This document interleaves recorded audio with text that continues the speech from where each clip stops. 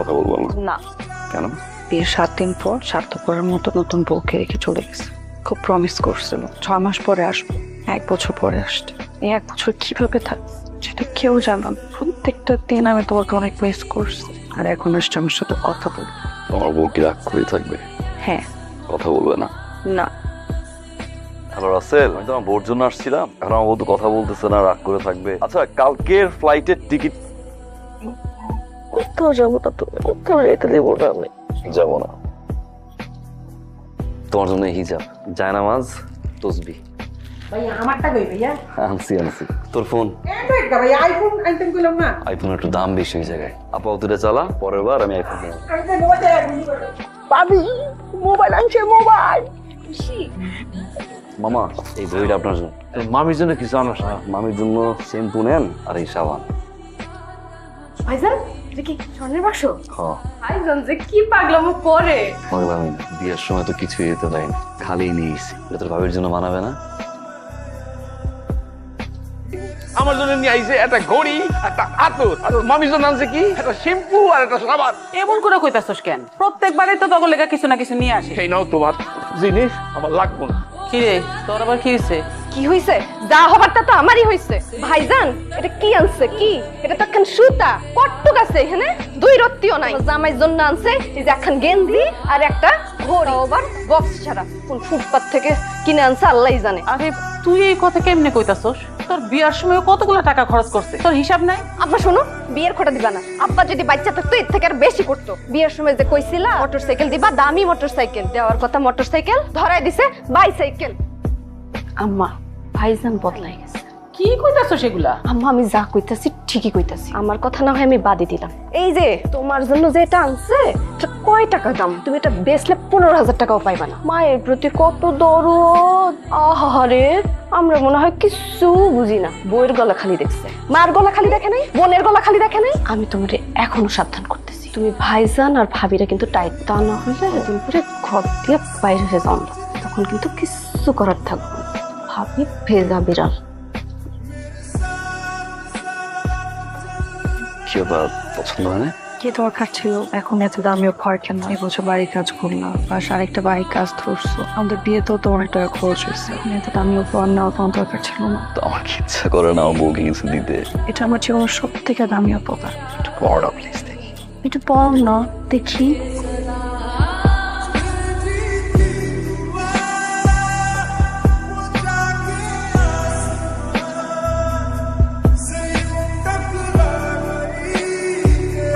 একখান হার আনছে, পয়রা একবারও দেখাইছে আমাকে। দেখাইলে কি হইতো? আমরা কি নিয়ে নিতাম? আম্মা, আপা চলেন না, খাবার দিছি, আসেন সবাই মিলে খাবো। একটা হার আনছে আমার পোলায়, এত শখ কইরা তুমি তো একটু পইরা আমার সামনে আইসা কইতে পারতা যে এই যে আপনার পোলায় আমারে হার দিছে, দেখেন তো আমারে কেমন লাগতেছে। আমার কত খুশি লাগতো। কইছো সেই কথা? ভাইজান চা। ভাইজান আমি আজকে চলে যাবো, অনেকদিন তো থাকলাম। আর মোটরসাইকেলও তো একটা দেওয়ার কথা ছিল, সেটাও তো দেওয়া হইলো না। না, ওই কর, যাওয়ার দরকার নাই। রাকিব যে আসতে বল, দেখি আমি একটা ব্যবস্থা করতে পারি কিনা। কমু আসতে? হ্যাঁ বল। আসসালামু আলাইকুম। ওয়ালাইকুম আসসালাম। আপনি আসছেন? এত দেরি করে আইলেন কেন? আমি যা কাইমা, আমার কাম আছে না। তোমরা বসো, আমি রান্নার আয়োজন করি। বসেন, আমি চা আনতেছি আপনার লেগা। এই বসো না। আমি কি এখানে বইয়া থাকতে আইছি? খবর দাও। ভাইজান আসো। এতদিন আসলো না কেন? বসো। কাজ কেমন চলে? এই কাজের অবস্থা, ডেইলি 4-5 কিলোমিটার যাইতে হয় একটা জমি দেখতে। এই গাড়ি ভাড়াই শেষ হয়ে যায় সব। মাঝে মাঝে তো আইটাই জায়গা, কি করবো। দাম কত? ভাইজান আমার একটা পছন্দ আছে, ওইটার দাম হলো 3.5 লাখ টাকা। আমি অনেক কষ্ট কইরা 1 লাখ টাকা জমাইছি। বাকিটা আপনার উপরে, আপনি যেটা দিবেন এটাই শুনি। 1,02,1 দিলে কি হবে? ভাইজান তার তো 3.5 লাখ টাকার বাইক পছন্দ, এমনিতেই তো 1 লাখ টাকা ভরতে হবে। এর মধ্যে যদি আপনি 50,000 টাকা কম দেন তাহলে তো। বুঝছি, সমস্যা নেই, আমি 2.5 লাখ দিচ্ছি। বাজান তোর তো আল্লাহ দিলে একটা ব্যবস্থা হইছে, মৃত্যুরেও বিয়া শাদী করাইলাম। এখন তো আমার আর কোনো চিন্তা নাই। এখন একটাই চিন্তা, এটা হলো মাসুম রে নিয়ে। মাসুমের তো একটা ব্যবস্থা করণ দরকার। আম্মা, আব্বা মারা যাওয়ার পরে আমি পড়াশোনা না করে কাতারে গেছি, কোনো সার্টিফিকেট নাই আমার। আর আমার ছোট ভাইয়ের কি সার্টিফিকেট থাকবে না মা? আমি যে পড়াশোনা করুক, খরচপাতি যা আছে আমি দেবো। ও পড়াশোনা কি করবো? ও কি পড়তে বসে? তিনবার ফেল করছে, ও কেমনে পড়াশোনা করবো? উন্মুক্ত বিশ্ববিদ্যালয়ে ভর্তি করাবো মা। বুঝছি তো, এখন তো টাকা পয়সার হিসাব করবি, তো শালাও তো বেকার, তারও তো কিছু একটা করে দেওয়ান লাগবে। ঠিক আছে, যেটা ভালো মনে করবি সেটাই করবি। আর তুমি কি চাও মা? ও চাইছিল যে একটা দোকান দিতে। ঠিক আছে মা, কালকে আমি লোকেশন দেখে আর ব্যবস্থা করে দিচ্ছি। আবার কে ফোন দিছে? কাতার থেকে তো একটা মিনিট। মাসুদ ভাই, আসসালামু আলাইকুম।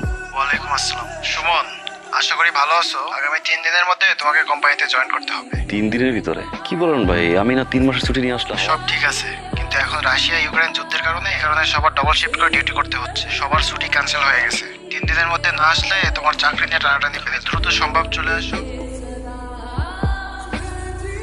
কি হয়েছে? ভাই অনেক খুশি, কিন্তু 1,40,000-এর নিচে কোনো টিকিট পেতেছে। 1,40,000?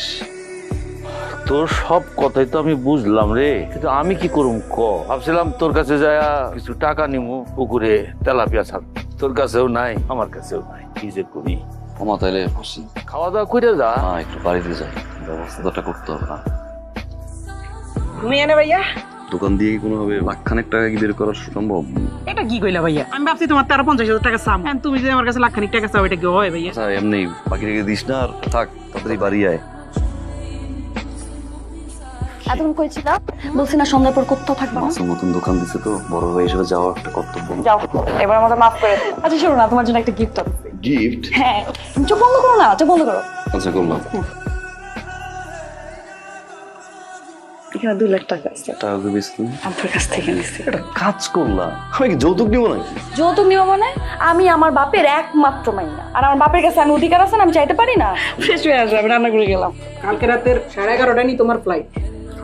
খাওয়া তো গলা দিয়ে নামে না রে বাবা। কি যে হইলো, হঠাৎ করে ফোন আসলো, আর হঠাৎ করে তুই যাইতেছিস। কি করবো, যাওয়া বন্ধ করবো? আটকানোর ক্ষমতা থাকলে তো আর আমি আটকাই রাখি। পুরুষ মানুষ হলো জমিনের মতো, যতদিন ফসল দেয় ততদিন সেই জমিনের দাম আছে, ফসল না দিলে জমির আর কোনো দাম নাই। আমা ঠিকই কইছো, আমি তো গোয়ালের গরু, দুধ দিতে পারলে আমার দাম আছে, আর দুধ দিতে না পারলে আমার কোনো দাম নাই।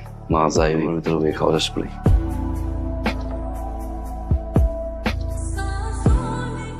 আমার বাক্সটা খালি কেন? অনেক শখ করে কষ্ট করে হাটটা কিনছিলাম। দাদা ভাই, বল তুমি কথা কবা না? কি কথা কম, আমি জানি এই বুকে কত কষ্ট নিয়ে যাইতে হবে। এটা একমাত্র আমি ছাড়া আর কেউ বুঝে না। আমি দোয়া করি আল্লাহ তোমাকে অনেক বড় করুক। 3 মাসের ছুটি নিয়ে আর কি, আবার এখনই যাইতেছস? থাকতে পারলে তো থাকতাম মা, তোমার কাছে খালি একটাই চাও, সবাই মিলেমিশে থাক, সুখে থাক। যাই না কবে আবার আসি না, সবার সব চাহিদা পূরণ করো। মা যে মেয়ের স্বামী বিদেশ থাকে, তার উপর দিয়ে যে কত কষ্ট যায়, আব্বা মারা যাওয়ার পর থেকে মনে হয় এটা তুমি বুঝো। যাই মা, ফ্লাইটের সময় হয়ে গেছে।